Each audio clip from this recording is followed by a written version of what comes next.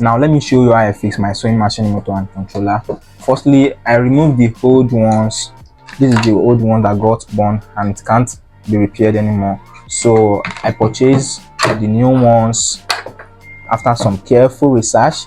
So I'm going to show you how to fix this sewing machine motor and controller right now. This is the motor and this is the foot controller. It came in with the belt and the screw. This is a butch. It works together with this. I'll show you how to fix everything. Make sure you stay tuned and watch this video to the end. So once you attach the motor to the sewing machine, you insert the screw, tight it, you screw it tightly a little just to hold it, and you insert the belt into the machine. Now you lift up this motor to insert the belt to the motor. Now make sure this belt is firm with the motor and the hand wheel.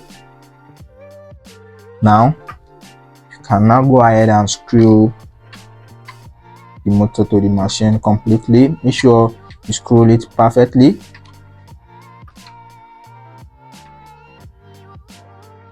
You can now rotate your hand wheel to be sure if the belt is working with the motor. As you can see, the motor is rotating itself. I'm very happy with this foot controller because the cable is long enough. Now let's plug the foot controller to the motor. Make sure you plug it carefully. Yeah, let's plug it directly to the wall socket and see how it works. Let's see how this sewing machine controller works with the machine.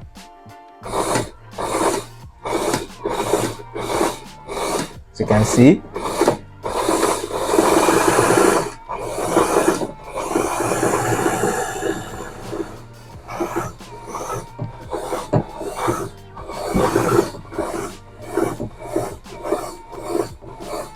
now this sewing machine is up and running. This is how a small replacement like this can make a huge difference in the quality of my sewing project. This is for today's video. I hope you find this video helpful, and if you are in a similar situation like this, I recommend investing in a new sewing machine motor and controller. Thank you for watching this video. If you find any value in it, please make sure you subscribe to this channel and turn on your notification bell to get notified whenever I release a new video like this.